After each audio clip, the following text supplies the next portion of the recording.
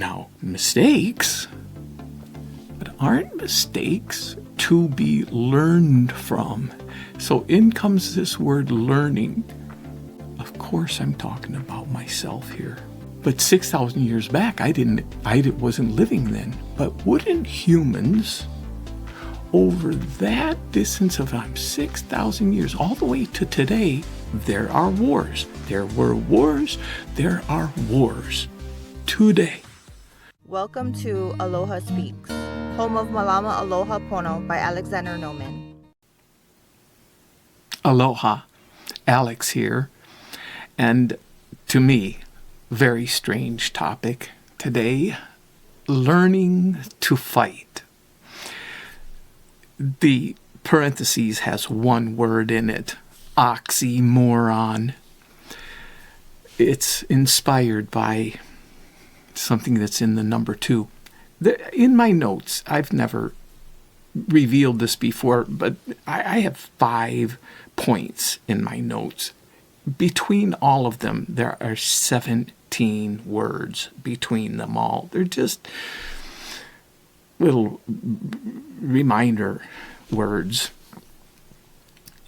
But the thing I want to point out is that even in those little small notations, there are huge assumptions that can be made. This is what I noticed just before I hit the record button. Because in the number 2 slot, it says there's a 6,000 year history. Humans fighting.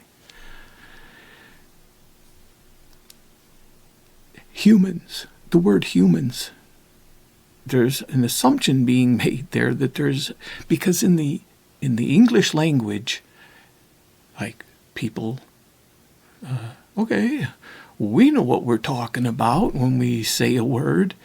And in the dictionary, there are many times completely conflicting definitions for the same word. But we're communicating and know exactly, even the word fighting. Okay, I know exactly. We know what we're talking about when we use the word fight. I'm talking about slot number 2. What's in slot number 1? I'm admitting in number 1, the No Kings.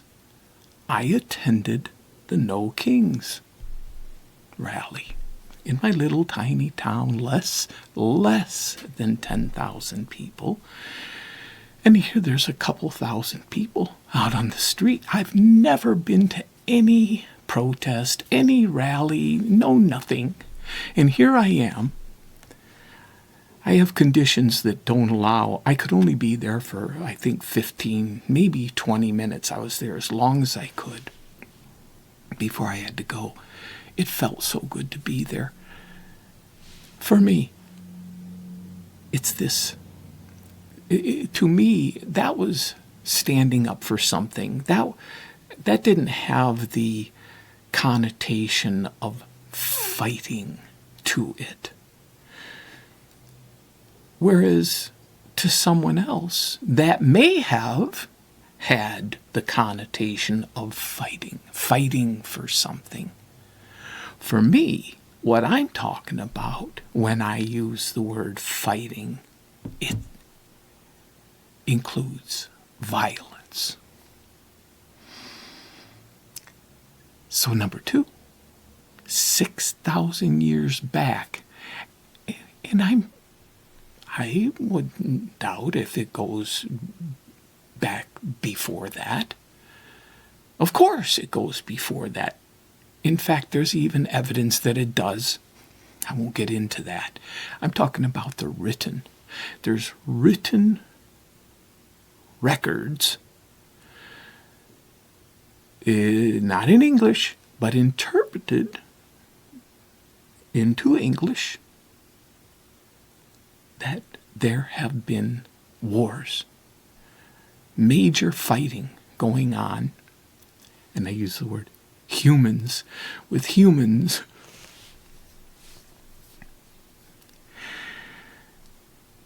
So I had this video that said, on this, to be only human, because it's so often the mistakes. Well, so I made a mistake, so I'm only human. Another oxymoron. The human in that video was because of the kindness, the compassion, the love, the consciousness. This is what truly makes a human. So, where's the violence there? No. Now, mistakes, but aren't mistakes to be learned from? So in comes this word learning. Of course I'm talking about myself here, but in the long run. But 6,000 years back, I wasn't living then. But wouldn't humans, over that distance of 6,000 years, all the way to today, there are wars. There were wars. There are wars. Today, many wars. Violence. There's even someone in leadership today that condones violence. What's wrong with this picture? The way to make it not an oxymoron would be, the object would be, either to unlearn fighting in that modality of the violence being there. Unlearn. Because in the world of true human, in the human being, and having the ability to learn, wouldn't it be to unlearn because of what is learned from it? It does not work. It didn't work then. It didn't work then. It didn't work then. It didn't work again and again and again, and it doesn't work now. There's never been a time it doesn't work. So what about learning? And stopping. I'm not ever a proponent myself of not defending. I'm not talking about that. I'm turning it because on the other, so let's say it doesn't go on that side of the equation. Okay, leave the learning there. Then it would, to make it not an oxymoron, it would be then learning to peace. Then it would change the word learning to be peace. Peace. Be at peace. That would be, take it out of the world of oxymoron. It's not for me to have it my way in the world. That's not ever going to happen, of course. But where I can't do anything about it in the world. My last point, I've been through the first 4 already. The last point is, again, dotted lines to another video. It didn't take because I guess no one knew what the word kuleana meant. Called my kuleana, a Hawaiian word for, like people say, mind my own business. M-Y. I think they call it mind your own business. M-Y-O-B. I call it M-M-O-B, mind my own business. There's another in recovery, we call it staying in our own huli hula hoop.